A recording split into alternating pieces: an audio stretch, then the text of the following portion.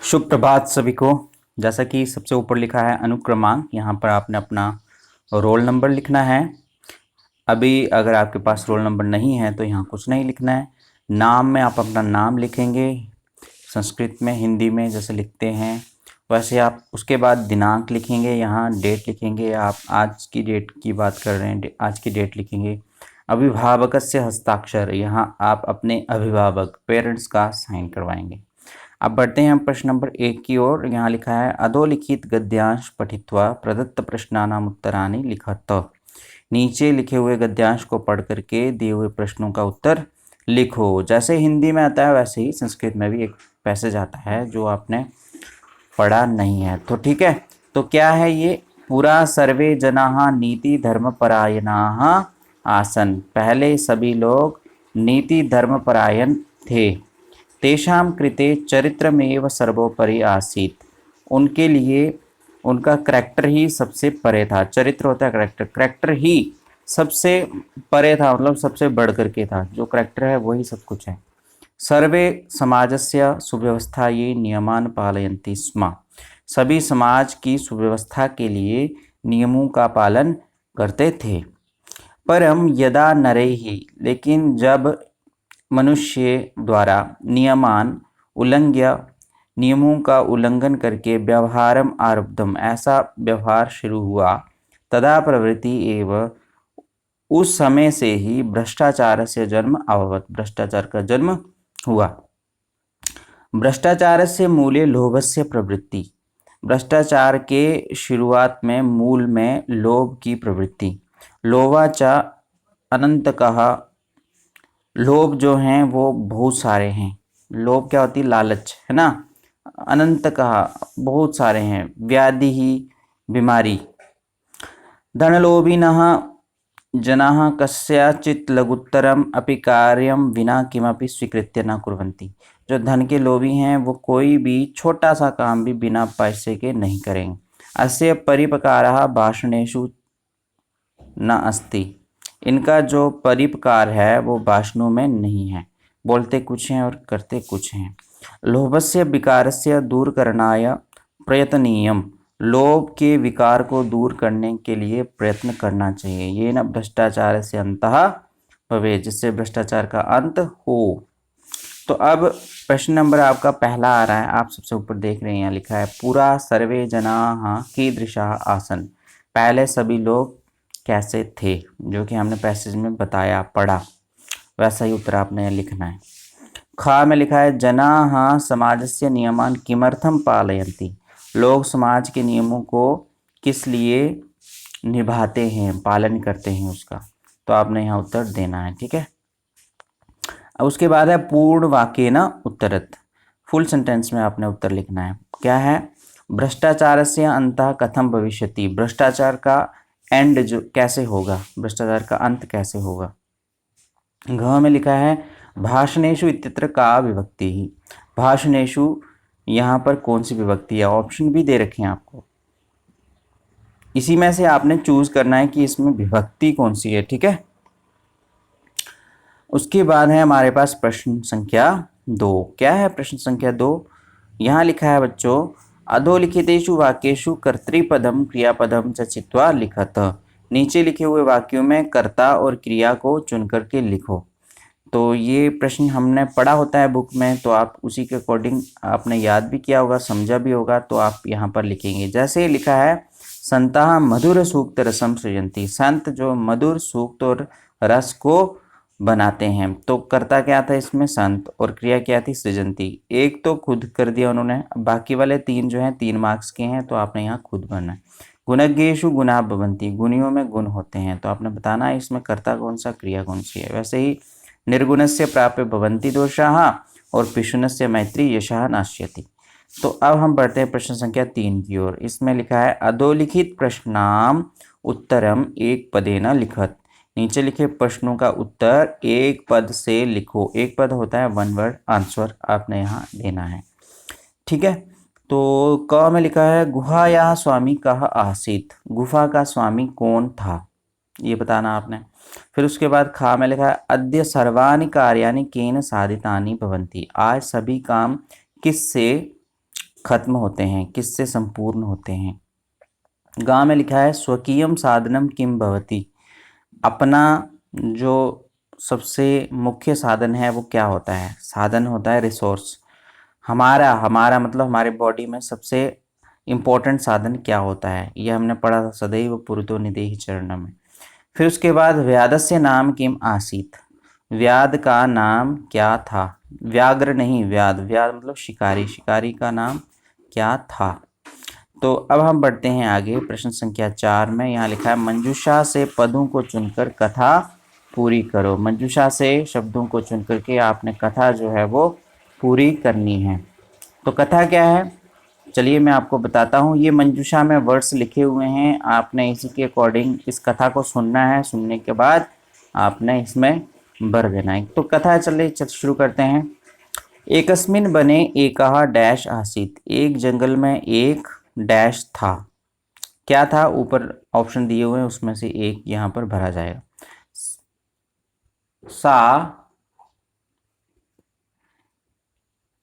एकदा व्याधेन विस्तारिते जाले बद्धा अभवत। वह एक बार शिकारी के द्वारा बिछाए हुए जाल में बंध गया। स बहु प्रयासम डैश। उसने बहुत प्रयास डैश। यहाँ क्या आएगा आपने लिखना है। किंतु जालाद मुक्ता न भवत।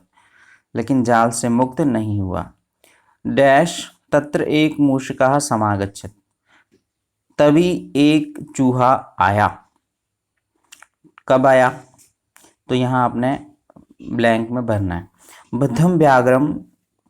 बधे हुए व्याघ्र को डैश सातम अवदत। अहो, वह उसको बोला, अरे भवान जाले बद्धा, आप जाल में बंधे हैं।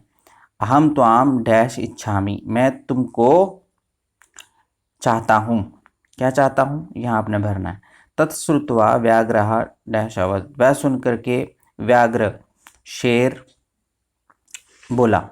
अब आपने यहाँ ब्लैंक बने, अरे त्वम डैश जीवः मम सहाय्यं करिष्यसि। तुम जीव मेरी सहायता करोगे। यदि तुम माम मोचेसी। अगर तुम मुझे यहाँ से छुड़ाओगे।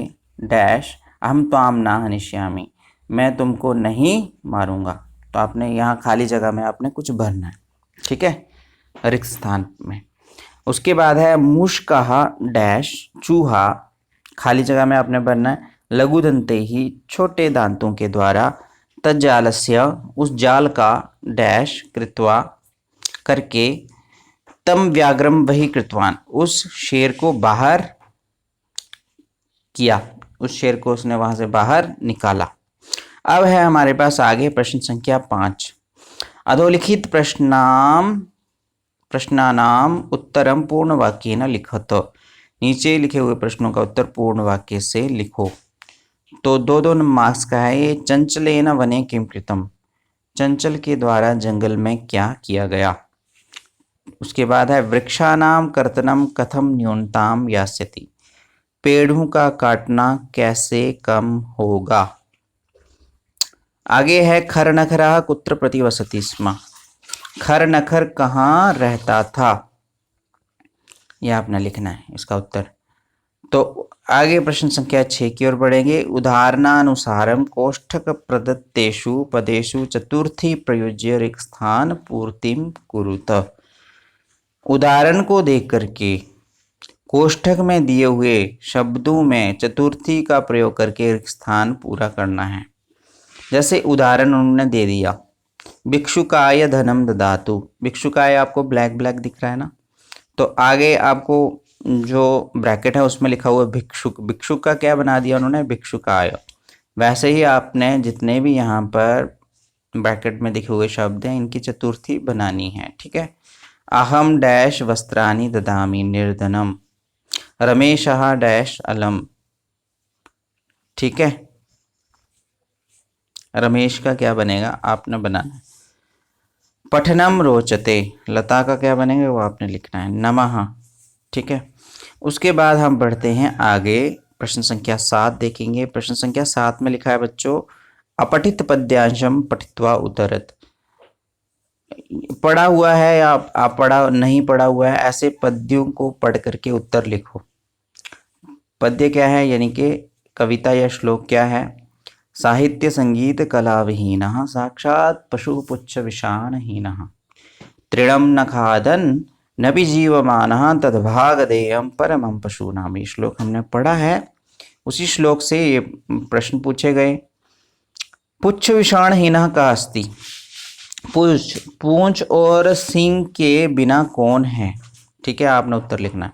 कहा तृणम ना खादन नपि जीवमाना अस्ति, कौन घास ना खा करके भी जीवित है। तो आपने यहाँ उत्तर लिख देना है। ये एक एक मार्क्स के 2 हैं। फिर उसके बाद है पूर्ण वाक्य न उत्तर था, फुल सेंटेंस उत्तर लिखना है आपने। साक्षात पशु कहा अस्ति, साक्षात पशु कौन है। उसके बाद आ गया हमारे पास खादन नपि इत्यत्र संधि विच्छेदः लिखत। खादन नपि, इसमें संधि विच्छेद करके लिखो। खादन नपि का संधि विच्छेद क्या है। ठीक है, उसके बाद हम आगे बढ़ेंगे। प्रश्न संख्या 8 देखेंगे। प्रश्न संख्या 8 में लिखा है कोष्ठकात् अव्यय पदानि चित्वा वाक्यानि पूरयत। कोष्ठक से अव्यय पदों को चुनकर वाक्यों को पूरा करो। जैसे विद्याम डैश जीवनम वृथा, विद्या के जीवन व्यर्थ है। विद्या के क्या क्या आएगा, ऊपर कोष्ठक में 4 ऑप्शन दे रखे हैं, इनमें से एक बनना है। सा यथा चिंतयति डैश आचरति, वह जैसा सोचता है डैश आचरण करता है। ठीक है, उसके बाद ग्रामम डैश वृक्षा सन्ति, गाँव के वृक्ष हैं। कहाँ पर, ये आपने ऊपर दिए हुए ऑप्शन में से एक भरना है। सत्यम डैश जयते, सत्य जीतता है। तो ऊपर अंतिम ऑप्शन जो बचा होगा यहाँ पर आपने भर देना है। अब बात करते हैं हम प्रश्न संख्या 9 की। यहाँ लिखा है बच्चों संधि कतिविधा सन्ति, संधि कितने प्रकार की है। तेषाम नामानि लिखत, उनके नाम लिखो। ठीक है, और आगे है अंत में हमारे पास प्रश्न संख्या 10, जिसमें लिखा है नीचे लिखे जो शब्द हैं उनका संधि कार्य संयोजयतु, संयोजन करो उनका। ठीक है, तो यहाँ आपने संधि करनी है। कैसे होगी, पितृ प्लस आदेशः क्या बनेगा, आपने लिखना है। भानु प्लस उदयः क्या लिखना है, आपने यह लिखना है। फिर उसके बाद आपने संधि विच्छेद भी करना है। परोपकारः, इसका विच्छेद कैसे होगा, विच्छेद मतलब इसके 2 टुकड़े करके आपने लिखने हैं, तो आप विच्छेद कीजिए। महोषधि, इसका भी विच्छेद कीजिए। तो ये हमारा परीक्षा है। इस समय लॉकडाउन चल रहा है, और लॉकडाउन में हमें क्या होता है, घर में जब प्रश्न पत्र मिलता है तो हम कई बार घबरा जाते हैं। घबराना बिल्कुल नहीं है, इसको आराम से देखो, समझो और अच्छे अंक लेने की कोशिश करो, और दिखा दो कि हमने घर में रह करके भी इतना सब कुछ पढ़ा है।